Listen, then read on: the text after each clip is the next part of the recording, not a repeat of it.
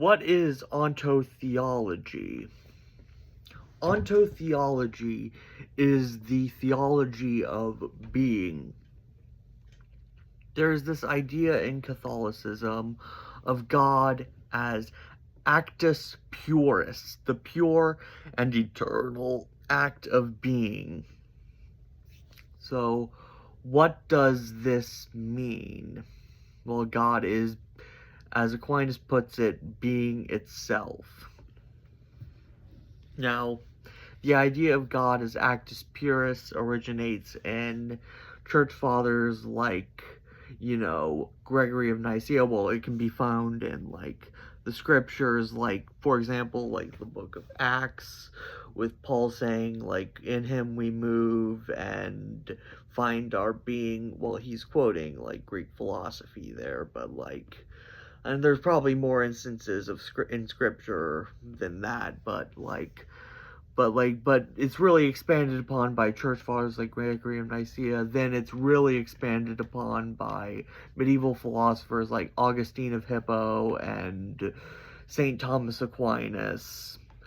And then it's really, taken up by Catholic mystics like Meister Eckhart, who explores the idea that being and nothingness aren't contradictions, but rather nothingness is the ground of being, which would later influence Martin Heidegger, who is the foundation of modern ontotheology.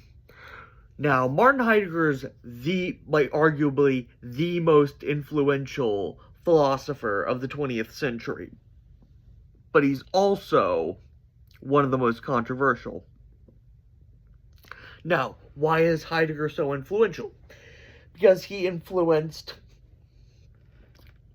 20th century existentialism.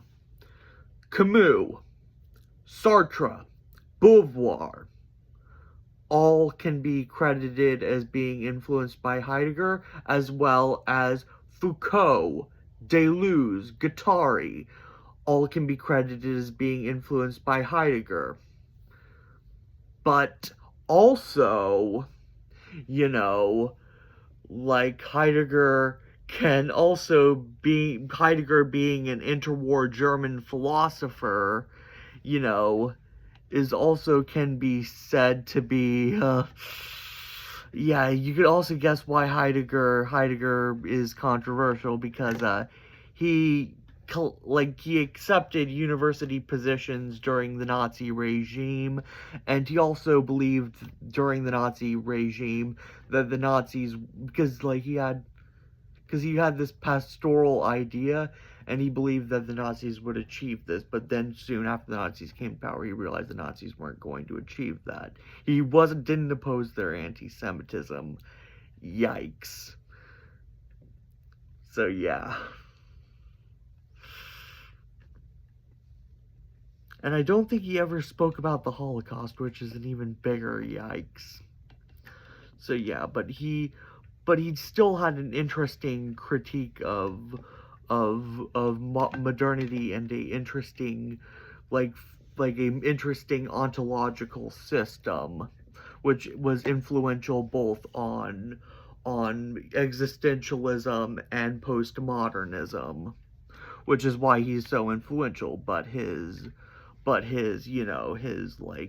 collaboration with the Third Reich kind of makes him so controversial. So yeah, so that's why philosophy has kind of debated what to do with Heidegger. But Heidegger is still a fascinating philosopher. But Heidegger's central idea of his ontology is that we are Dasein, we are experience, and our external world is Sein, being. And the ground of Sein and Dasein is nothingness, or das Nicht. And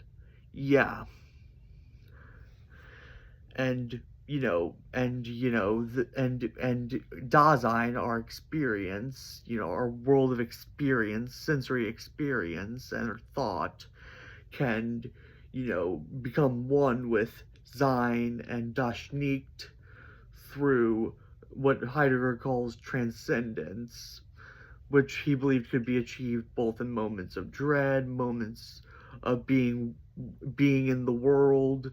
Like, he just, like, felt like there were moments where one could do that. In moments of dread, moments just of awareness, like, he just felt there are moments where one could do that. But yeah, like, moments, like, it's obviously, like, there are obvious Kierkegaardian influences there. But yes, and obviously there's also some, like, Meister Eckhart influences there. So obviously some influences from Christian mysticism, Christian existentialism.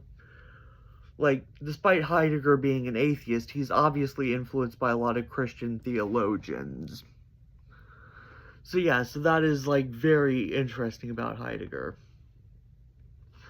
But yeah, but he is still very controversial for a reason. But yeah, also his critique of modernity, which is that, like, industrialization and, you know, like, and consumer capitalism and humanism have created an alienated mass of men, which he calls Das Mann, you know, and thus it is the individual who must resist these institutions, like, to truly live to his Dasein. Like, yeah, it's an interesting philosophy. Yeah.